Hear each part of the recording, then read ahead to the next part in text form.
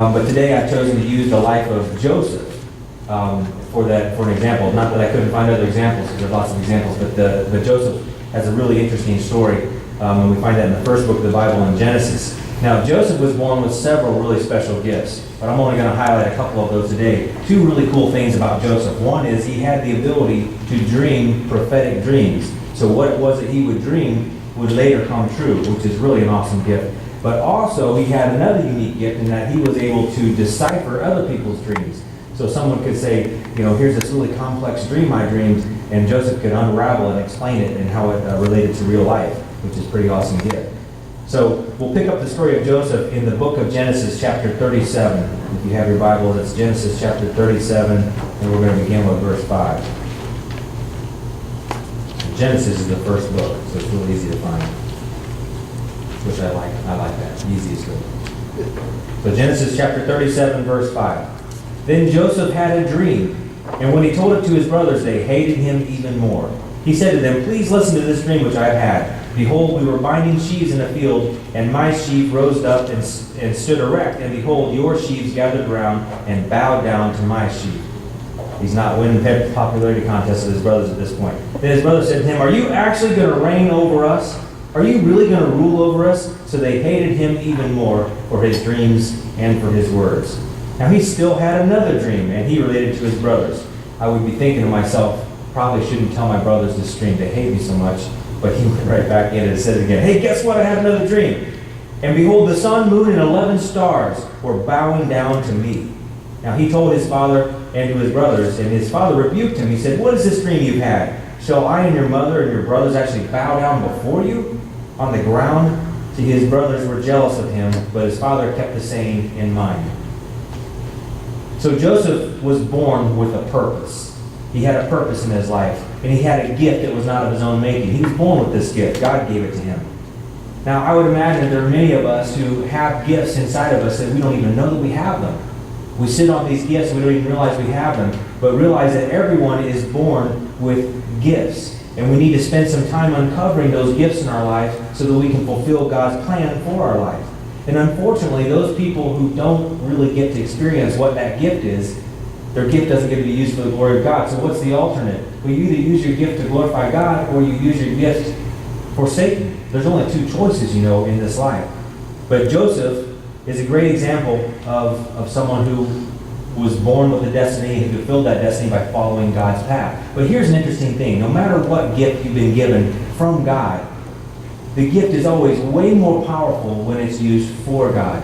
So we can do great things with the gifts that God has given us. A lot of people have gone to a lot of great places using their talents to be worldwide fame and all that stuff, and that's awesome. But know that given the exact same gift, there's a lot more power when you're doing it for God. And we have a great example in Exodus chapter 7, the story of Moses and Aaron going before Pharaoh. And here's the story. So Moses and Aaron came to Pharaoh, and they did just as the Lord had commanded. Aaron threw his staff down on the ground, and it became a serpent. That would be pretty scary, wouldn't it? So then Pharaoh called all his wise men and sorcerers and the magicians, and these are people practicing, of course, devil worship and those kind of things. And they did the same thing. For each one threw down his staff, and their staffs turned into serpents. So now you have the exact same gift being demonstrated by God and by the people who are worshiping Satan. So look, the gifts are equal. But look what happens here. But Aaron's staff swallowed up all of their staffs.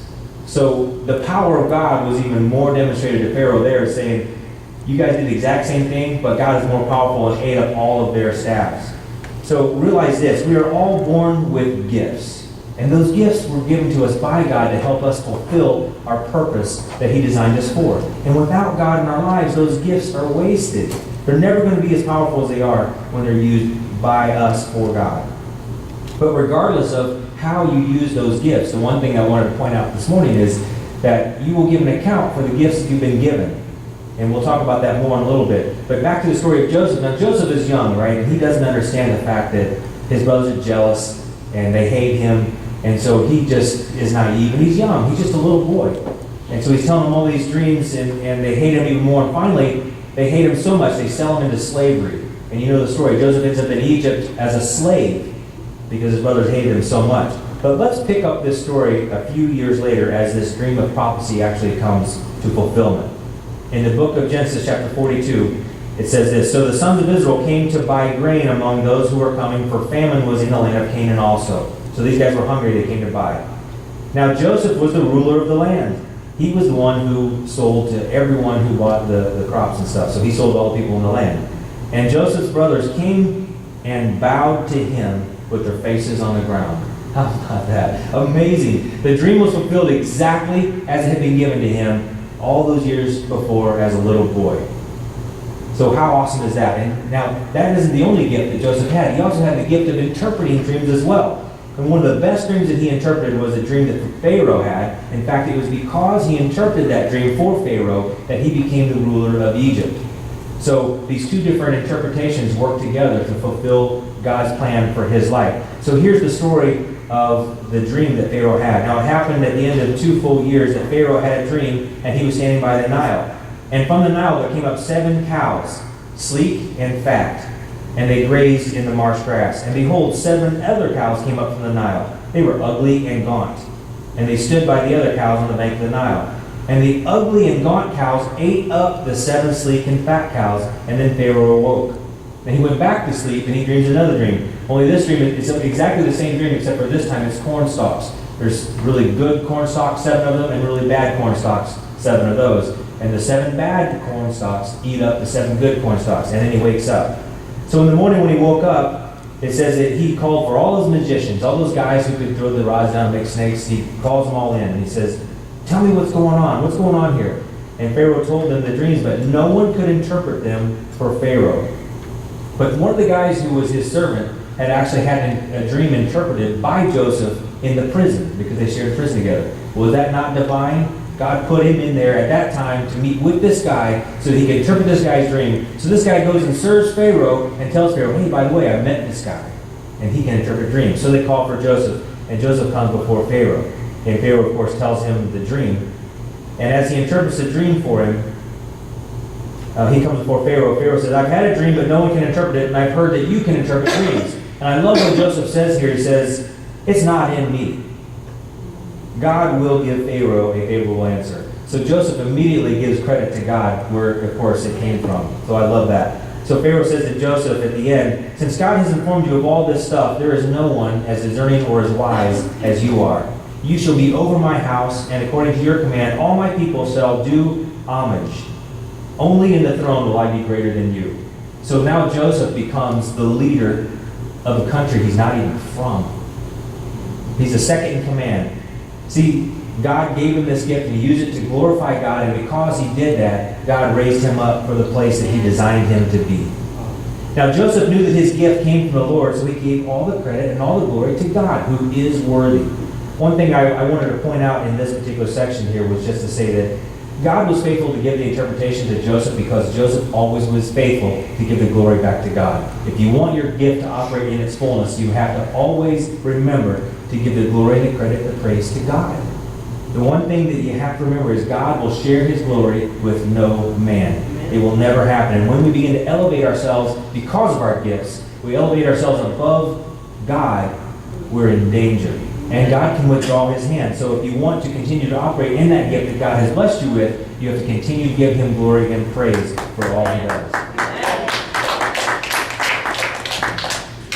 So like I said, Joseph wasn't the only person who was born in the Bible with a gift, but I think it is a good story to help us open the conversation for us in our lives and how we are all born with gifts. In fact, many of us are born with several gifts. And it's understanding those gifts that becomes the complicated part. See, we're all born with a choice. We get to choose. How do we use this gift? Do we use it to glorify God? Do we use it to glorify the enemy or Satan? We have to make that choice. And someone can say, well, what if I use it for myself? Well, see, that's sort of the same thing as using it for evil. If you use it for selfish reasons, it's the same thing as using it for evil. There's only two sides. I mean, how many times have you heard it's the story of good and evil? It's the story of good and evil. That is life. It's either you're doing things to glorify God, good, or you're doing things to glorify the enemy, Satan, which is evil. There's only two sides. I wish it was different, but that's just the way it is. And somehow God in his divine providence has given us the ability to choose. We get to choose what to do with our life. That's good, but unfortunately it also can turn into a disaster when we take the wrong paths.